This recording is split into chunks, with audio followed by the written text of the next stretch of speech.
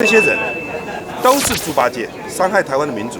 韩国瑜够帅，韩国瑜够帅，韩国瑜够帅。我们就让民进党继续快乐在假民调之下，继续看，让他爽，让他爽，非常爽。我们有的是民心，我们真的能够努力出来。我们知道台湾已经一天都不能浪费，台湾已经整个被锁国了，台湾整个被世界遗忘，世界忘记了台湾，台湾也忘记了世界。我们绝对不能够容许这种情况继续下去，我们整个要把开打开来。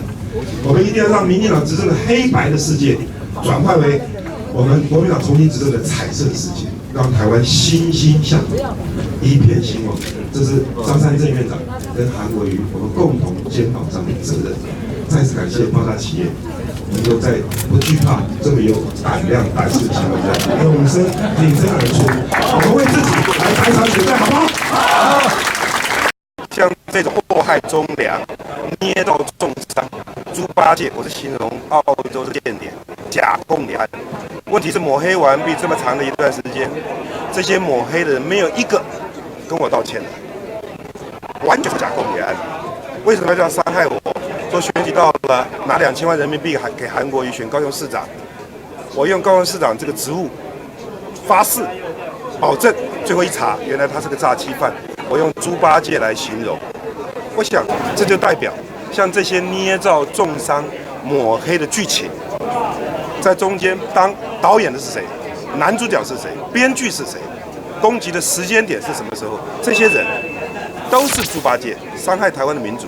第二，赖清德院长自己在民进党党内初选，再三向蔡英文总统求饶，拜托说不要用网军攻击他。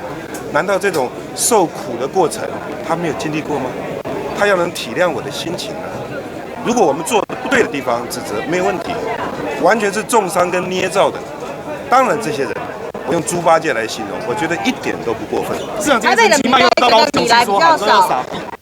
这陈其迈又到高雄说要喊出补助政策要撒币。不过高雄的负债现在已经是超过双北加起来了，你会不会觉得他们连这个都还没解决，现在又要撒币？其实陈举才是对不起高雄。我们高雄市民现在平均278万人口，每一个人负债88000块，将近9万，是全国第一高。那民进党平常执政不认真，一到选举大撒币。陈其迈副院长，而且很多地方在选举前所做的承诺，选完之后完全不认账。高雄人已经看清楚了，最明显的是什么？林园捷运。选举之前，蔡英文跟陈其迈怎么说的？要帮林园人盖一条捷运。选完之后，完全不管林园人。像这种大撒币、开空头支票太多，我觉得民进党执政还是要回到正规，好好为人民来打拼。要到选举到了，不停的撒钱或者开空头支票，